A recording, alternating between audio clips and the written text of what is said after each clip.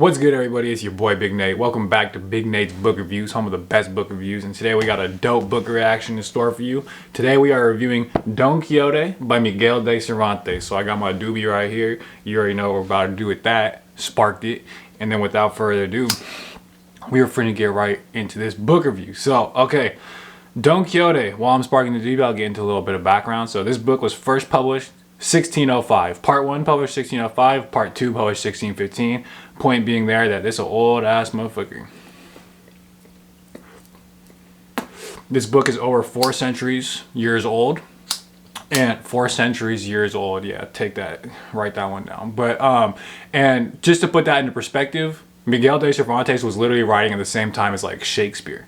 So Shakespeare, who was like a Middle English type motherfucker who you can't understand anything low-key, he was writing at the same time that Don Quixote came out. So that is just how old this book is. This is considered to be the first novel ever written.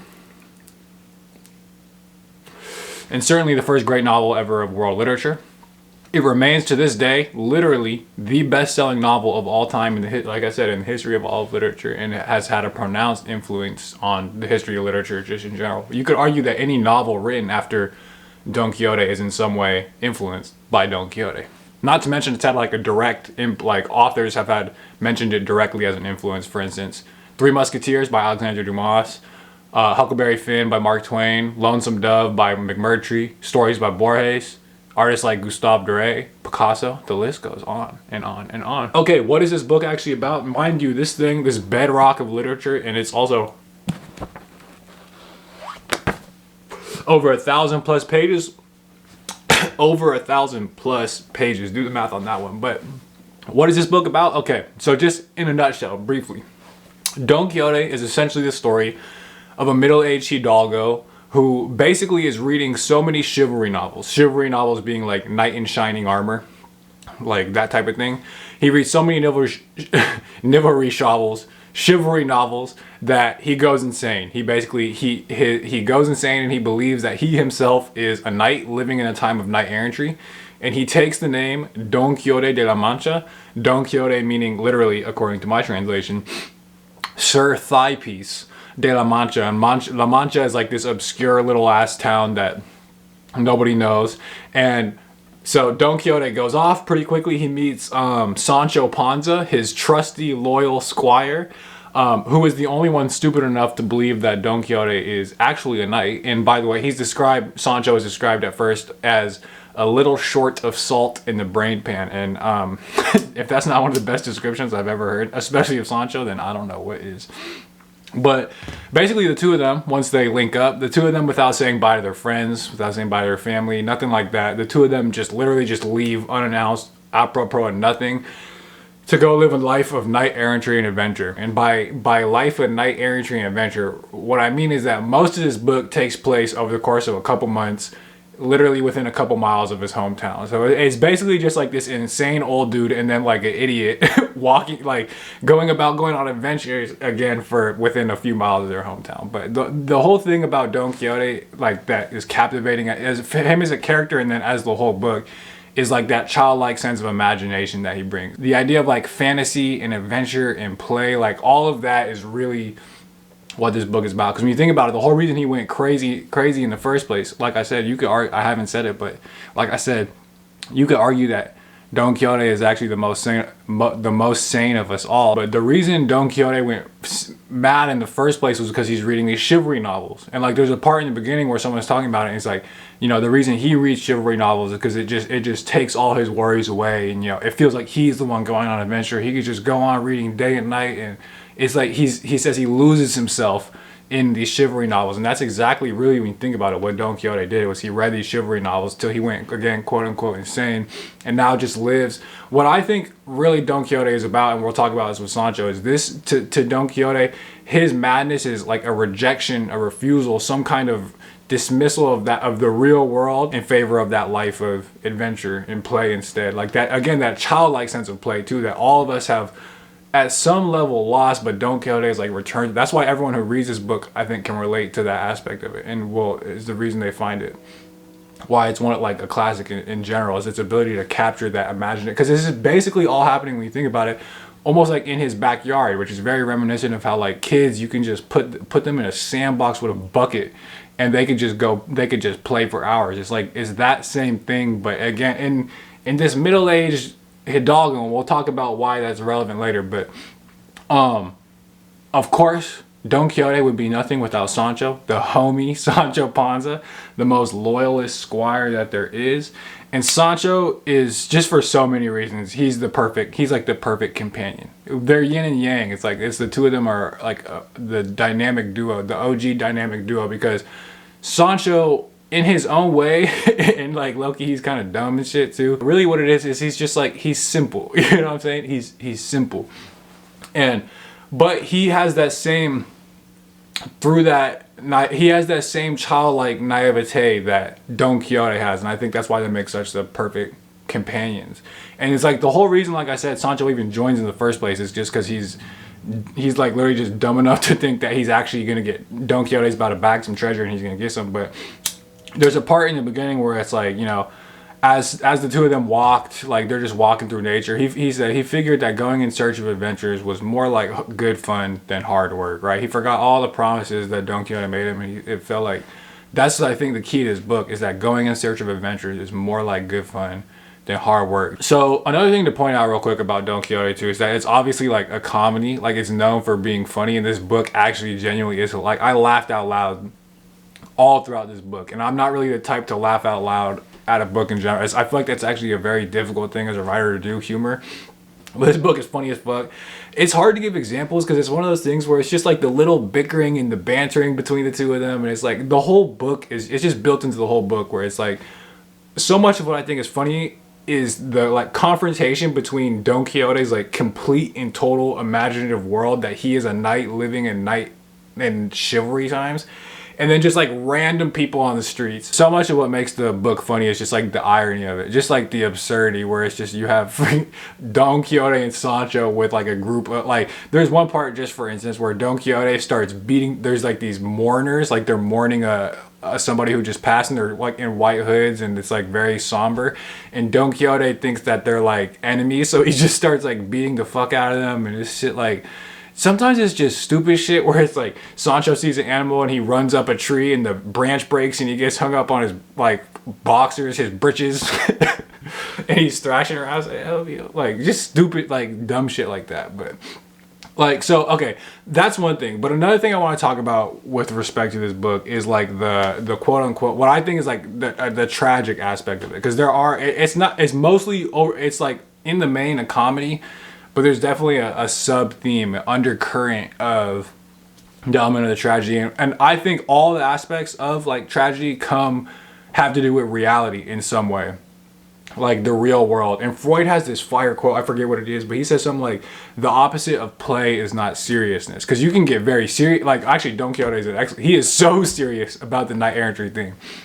But the opposite of play is not seriousness, it is reality. And it's like, again, that has everything, like, so just for one, a lot of the times, first off, like when he runs into people, they see that he's like, they after the initial shock of it, they see he's just like gone mad, and they like, you know, they play along with the joke. But sometimes in this book, honestly, kind of several times throughout this book, it seems to me, maybe I'm missing the point, but it seems to me like they take the joke too far, and they end up basically just like bullying Don Quixote. And it's always in these moments that Cervantes like change. To me, I feel like I noticed it, that he changes the tone. So it's like, and he shows Don Quixote for like who he really is in reality, which is just like a sad old man, right? And there's like a part where it's like, I forget what it is, but somehow they lock him out. And he's you know, he's outside in the cold, and he's just in his boxers, and he's described as being long and lank and scrawny, and his jaws kiss up at his mouth because he's just like old and malnourished and skinny.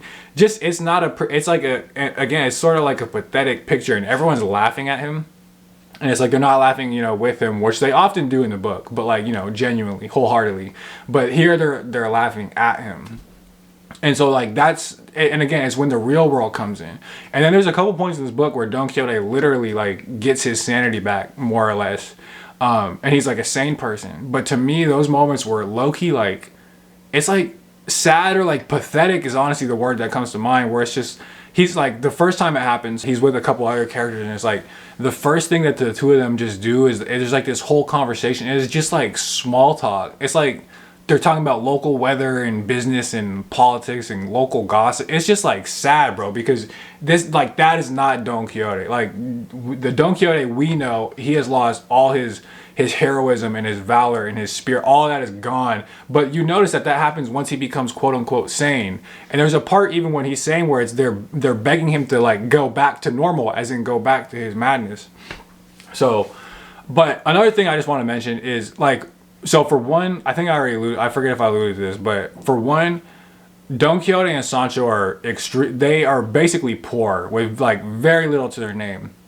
And when I read, the more you learn about their lives, like Sancho and Don Quixote, I was like reminded of this. There's like this Schopenhauer quote or analogy or whatever, where he compares life to like a play. He compares childhood basically to like, you know, when you're sitting in the seat seeing a play and all the lights are dimmed and the curtains are drawn and there's just like the sense of excitement and anticipation for what, you know, what lies in wait. And then he compares the rest of life to just being like the play being a complete disappointment. And again, that's what I think has so much to do with why the two of them went mad in this first place, was the disillusion with their actual real lives. Even just at a personal level too, when I was reading Don Quixote, it's like I felt like when Don Quixote is at his best, at his most imaginative, I felt a kind of, it's almost like a nostalgic sadness, because to me this book is like Don Quixote represents in some way like childhood, like the wonders and joys of childhood. And no matter how much you take that with you, like today, I like to think I actually have a good amount of it, but there is always a loss. Like the act of growing up, you necessarily lose that sense of childhood. So when I see Don Quixote like this, it almost made me feel like sad for myself, you know what I'm talking about. But there's a lot of other shit to say. Like, okay, so for one, this book has like, it's super what I'll call insightful, just like bars. There's just bars drop all throughout here. He said like, hunger is the best seasoning there is, and because it's the one thing the poor are never without, we always enjoy our food.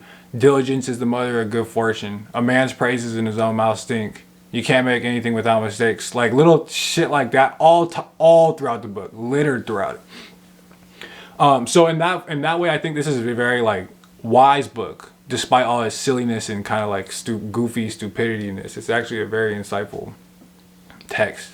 But also, this book is, especially given the fact that it's like the first novel, it's very meta fiction, where it's like the whole point of view of the story is like a narrator is picking up where another narrator off, and the narrator left off, and the whole thing is being translated in the first place. And then like I almost said don't, Miguel de Cervantes talks about in the prologues to both of them, talks about writing the actual book. And then the things that happen in part two are based off of like the real life reception of part one, like very, like I said, metafiction. But so there's a whole lot going on in this book, and it's a book I am absolutely going to revisit. So for everything I just said, I'm ultimately going to give this book like an A-, because the book I think is in some ways flawed, but at the same time, its flaws are what make it endearing. Like it's an A-, but forgive me the corniness, the book as it is itself is like perfect. But okay, so critique, just like real quick, and that's on the classic scale, by the way. But